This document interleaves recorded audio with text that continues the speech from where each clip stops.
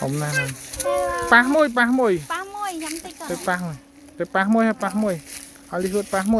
pah môi cho pah môi ạ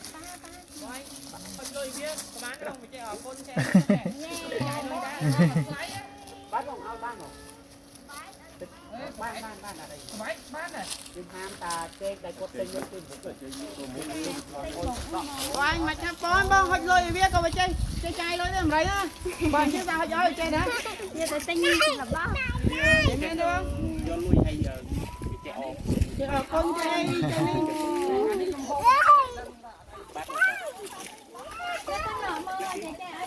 nó máy ạ chứ không mình phải chơi không